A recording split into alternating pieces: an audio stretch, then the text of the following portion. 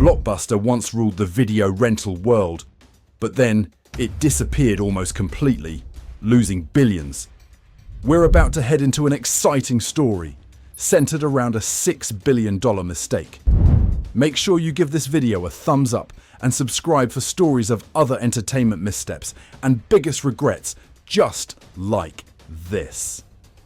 At its 2004 peak, Blockbuster operated over 9,100 stores worldwide, with roughly 84,300 employees and about $6 billion in annual revenue. Its bright blue and yellow signs were as familiar to movie fans as theatre marquees. The chain's success was built on a hub-and-spoke inventory model and a steady stream of late fees, at one point nearly $800 million per year. But even these profits masked deep customer resentment. By the mid-2000s, Blockbuster was the iconic American video store, but it faced mounting threats that would ultimately knock it off its throne. Meanwhile, a small California startup founded in 1997 was quietly plotting a revolution. Reed Hastings and Mark Randolph launched Netflix as an online DVD by mail rental service. Hastings later spun a famous anecdote. He'd been charged a $40 late fee for Apollo 13 at a video store and decided there must be a better way, though even he admits this story is an oversimplification. In reality, Hastings and Randolph recognized that Blockbuster's reliance on late fees was deeply unpopular. They had a novel idea. Customers would pay a flat monthly subscription fee to rent DVDs mailed directly to their homes, with no late charges at all. Early investors, including Randolph's mother, contributed tens of thousands of dollars, and in 1998, Netflix launched its website and DVD rental service. By September 1999, Hastings shifted the business to a pure subscription model, letting customers keep a set number of DVDs as long as they wanted, and always sending the next title as soon as one was returned. This model eliminated late fee disputes entirely, since the incentive was to return discs for new ones rather than to rush them back for fear of a fee. To make this efficient, Netflix built a queuing system and the Cinematch recommendation algorithm, using customers' ratings to suggest new movies. By 2004, Blockbuster's network of 9,100 plus stores and its well-oiled rental system made it a colossus of entertainment retail. However, even as Blockbuster expanded, it faced encroaching technological and competitive threats. In 1997, Blockbuster declined a deal from Warner Brothers to rent out new DVDs before sale in exchange for a 40% cut. Warner instead partnered with Walmart, which became a major rental partner. Blockbuster's refusal illustrated a blind spot. More ominously, Blockbuster's $800 million in late fees, about 16% of its revenue, became a lightning rod for customer anger. Entrants like Netflix and Redbox, which launched its no-late-fee DVD kiosk in 2002, were explicitly targeting that pain point. While Blockbuster reigned, Netflix quietly grew in the late 1990s and early 2000s. After adopting the subscription model in 1999, Netflix began to scale. It went public in 2002, raising capital to expand its DVD library and operations.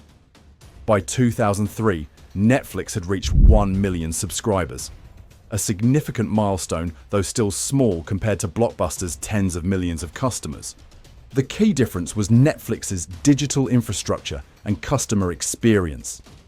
Netflix's all-online catalog meant every customer in the US could browse its full library online, unlike Blockbuster, where local stores had limited selections, and services like Netflix's email reminders and recommendations made renting effortless. Crucially, Netflix's interface and convenience appealed to the growing number of consumers comfortable with internet shopping. From a technical standpoint, Netflix also innovated. Its early use of data and algorithms to suggest titles helped retain customers by exposing them to more content in the library. Subscribers created personal queues. This boosted utilization of Netflix's catalog and gave Netflix control over timing. In the early 2000s, Netflix was still unprofitable, burning through cash as it prepared for future growth. But the Netflix team believed the streaming internet future was inevitable. The rivalry took a dramatic turn in September 2000 in a Dallas boardroom. Netflix leaders had been seeking a partnership with Blockbuster for months. Now, Reed Hastings, Mark Randolph, and CFO Barry McCarthy flew across the country, chartering a private plane to meet Blockbuster's CEO, John Antioco. By all accounts, Hastings and Randolph presented a bold proposal: merge the company's strengths. Hastings pitched that Netflix would run the online part of the combined business, while Blockbuster would focus on the stores, capturing what he called synergies, making the whole greater than the sum of its parts. The idea was that Blockbuster's store network and brand could coexist with Netflix's innovative online system. What happened next is now legendary. According to Netflix co-founder Mark Randolph, Antioco initially listened politely, but when Hastings named a price, $50 million for Netflix, the atmosphere changed. Antioco's general counsel bluntly asked, "If we were to buy you, what are you thinking? I mean, a number." Hastings replied, $50 million. Randolph recounts seeing Antioco's expression briefly turn to a smirk. The Blockbuster CEO was struggling not to laugh. The meeting went downhill pretty quickly after that, ending with no deal. Blockbuster did not accept Netflix's offer or make a serious counteroffer. As they flew home, Netflix's team realized the gate had slammed shut. Blockbuster didn't want to buy them. He wanted to stomp them into the ground. Blockbuster's leadership clearly saw Netflix as a minor threat. Antioco even declared on the spot that the .com hysteria is completely overblown, insisting that online rental models were unsustainable. Blockbuster General Counsel instead agreed, warning Netflix's model would burn cash forever. By the time Hastings explained the benefits of digital rentals, including speed, convenience, and elimination of late fees, Blockbuster executives had mentally checked out. In retrospect, it was a stark missed opportunity. Netflix's $50 million price tag was a pittance of its future value. Today, Netflix's market capitalization exceeds $500 billion, making that 2000 offer look like an almost laughable bargain. After the failed meeting, the Netflix-Blockbuster rivalry intensified. Netflix accelerated its strategy. It continued to invest in its DVD mail service, and most critically, prepared to pioneer streaming video. In January 2007, Netflix launched streaming video on demand, allowing subscribers to watch movies and TV instantly over the internet. The rollout was gradual, but by mid-2007, streaming had scaled to millions of subscribers, helping Netflix surpass $1 billion in revenue that year. This initiative positioned Netflix squarely as a technology-driven company, not just a mail-order rental firm.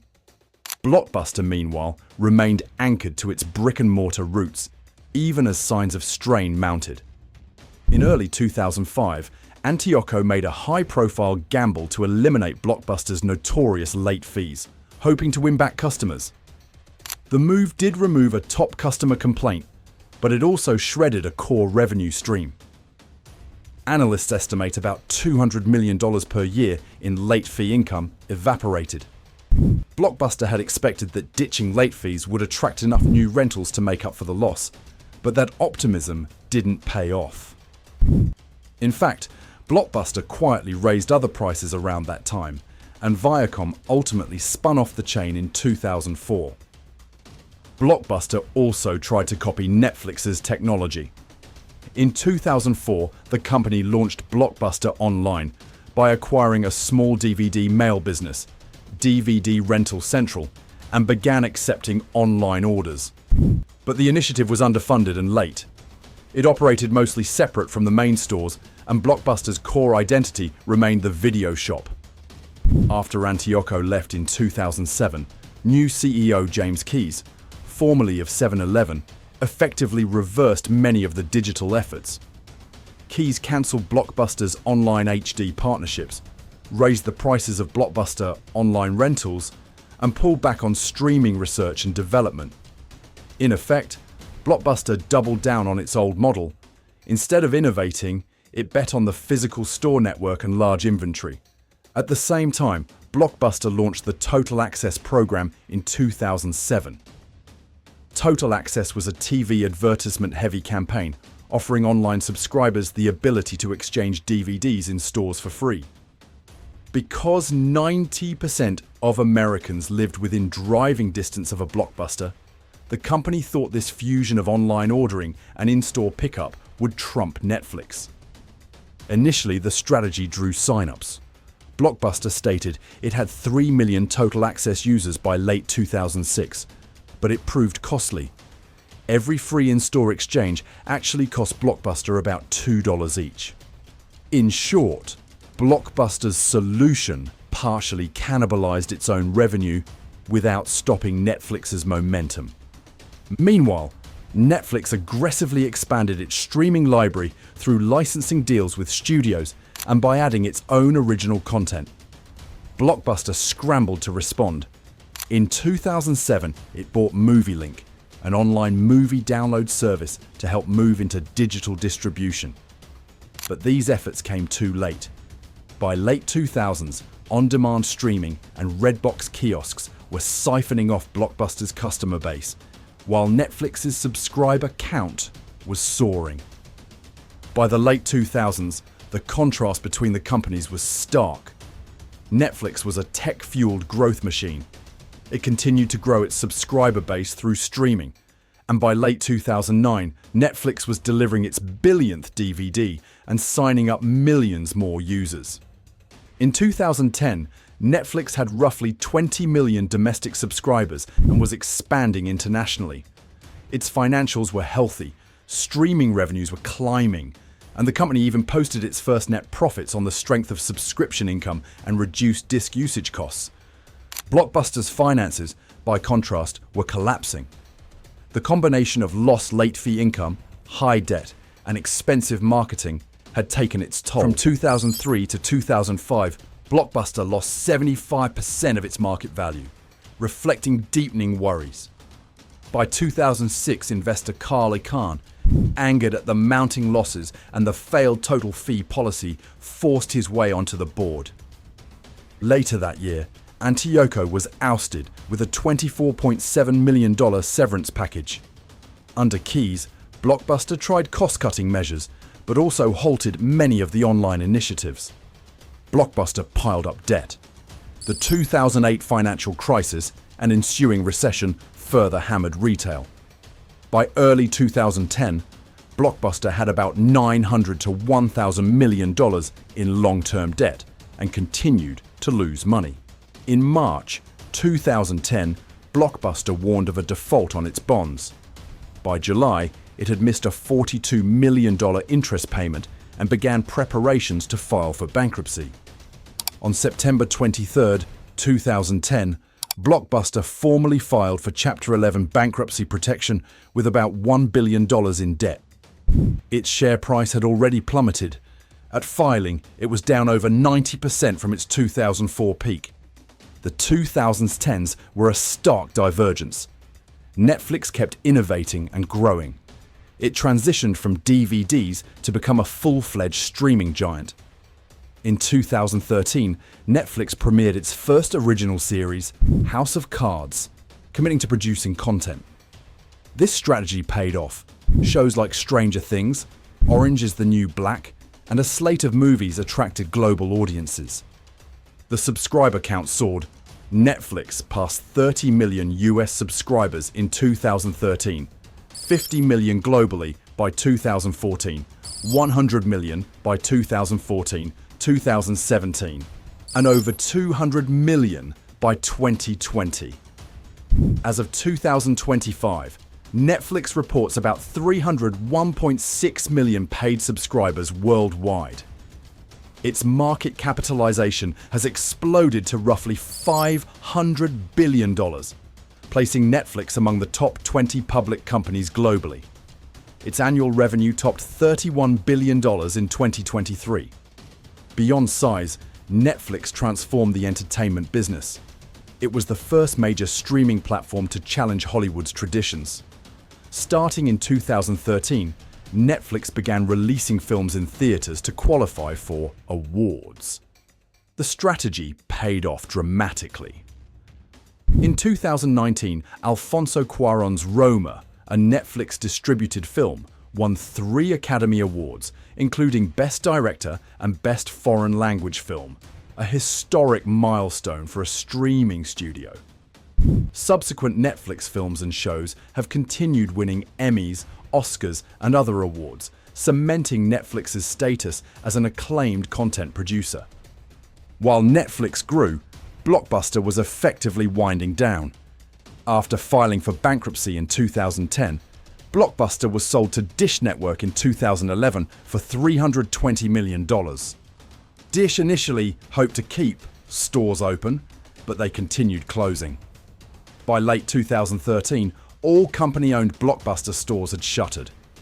Dish kept a few hundred franchised and licensed stores open for a time, but they too gradually vanished. Today, only one Blockbuster remains open, a lone store in Bend, Oregon, preserved by franchise arrangement. It survives more as a nostalgic tourist attraction and even an Airbnb site than a viable retail business. Today, Netflix boasts hundreds of millions of subscribers worldwide, producing award-winning content and fueling profits. Blockbuster's corporate entity survives only as an empty shell and as a nostalgic footnote. The Bend, Oregon store may offer overnight stays and photo ops, but it's an exception, not a business model.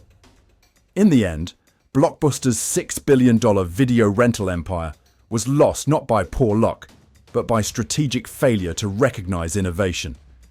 How many other companies have come to a tragic end because they lacked critical foresight? Click subscribe and you'll never miss out on exciting stories just like this.